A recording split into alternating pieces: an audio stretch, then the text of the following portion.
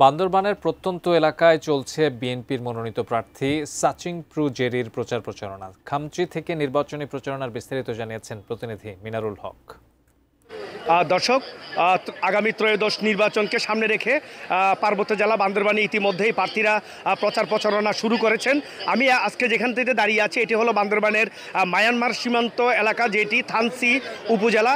এখানে বিএনপির মনোনীত প্রার্থী সাচিং প্রু জেরি আজ এখানে নির্বাচনী জনসমাবেশ করছেন এবং এখানে কিন্তু দূর দূরান্ত থেকে, বিশেষ করে একেবারে মায়ানমার বর্ডার এলাকা থেকে এবং সীমান্ত এলাকা থেকে, অনেক দুর্গম জায়গা থেকে, সাঙ্গু রিজার্ভ থেকে লোকজন এখানে ম্রো সম্প্রদায়, মারমা সম্প্রদায় থেকে শুরু করে 11টি জনগোষ্ঠী সহ মোট 12টি জনগোষ্ঠীর লোকজন এখানে এই যে থানসি স্কুল মাঠে অংশগ্রহণ করেছে এবং এখানে কিন্তু আমার পিছনে সাচিং প্রু জেরির জনসমাবেশ চলছে।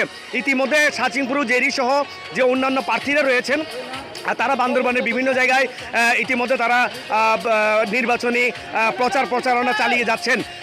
যে বিএনপির মনোনীত প্রার্থী ইনি এর আগে লামা এবং বান্দরবানের বিভিন্ন এলাকায় নির্বাচনী সফরের পর তিনি এখন থানসিতে এসেছেন।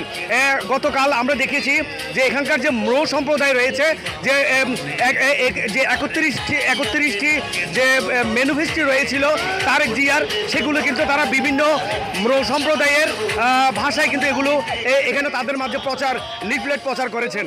এটি ছিল আমার কাছে নির্বাচনী প্রচার প্রচারণার সর্বশেষ তথ্য।